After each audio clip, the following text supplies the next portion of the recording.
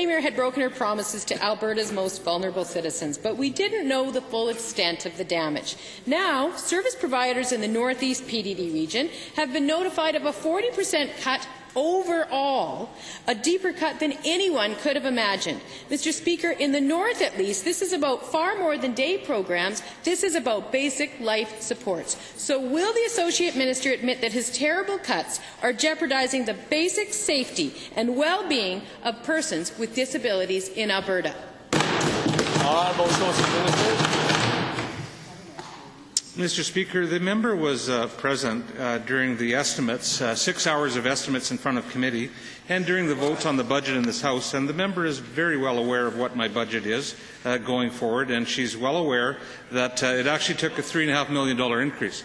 She's also well aware that we were crystal clear. We are going to transition from community access supports to supports that provide better inclusion, better engagement with the community. Mr. Speaker, the providers in the Northeast, we are working collaboratively with them, and we are discussing numbers. Nobody has a contract. Nobody is aware of any cuts. I most certainly will not admit that we are doing anything to jeopardize health.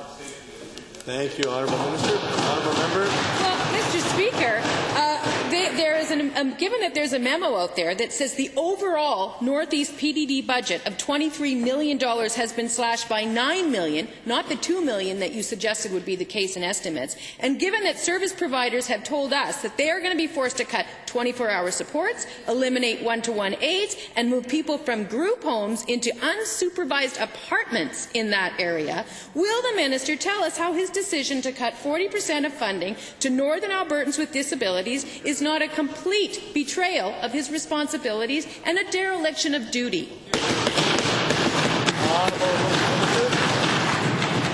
First of all, Mr. Speaker, I never said any such thing in estimates. I didn't know then, and I don't actually know now what the actual regional. I don't know what the actual regional budget allocation to the Northeast PDD will be, Mr. Speaker. I can tell this honourable member that her fear-mongering here is not going to be helpful in the discussion. Across this province, service provider, PDD organizations are in support of what we're going to do, Mr. Speaker. The difficulty. I would like to state an answer, honourable member, if you would allow me to. Across this province, there are service providers and PDD communities that agree with the transition that we want to go through. The difficulty here is the speed of the transition, and I am absolutely sensitive to that, Mr. Speaker, and we're going to try to work with it. Mr.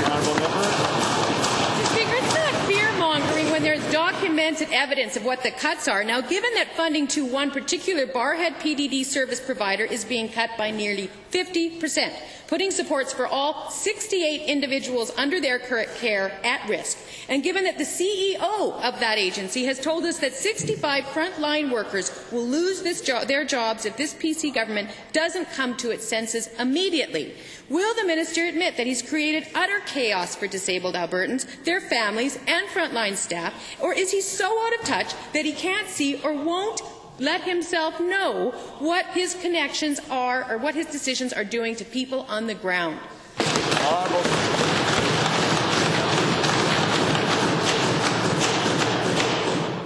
Well, I know very well, Mr. Speaker, what impact the spending by my department has on people on the ground, because I've been out there listening to people on the ground, not watching phantom emails come over the system, Mr. Speaker.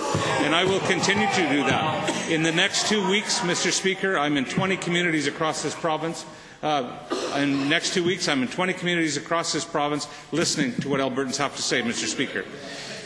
I'll say again, the service provider that she indicated does not know exactly what their budget will be. They do not have a contract at this point, and they're dealing with half of the equation. They don't know what other services we are planning to provide, and we'll get there, Mr. Speaker.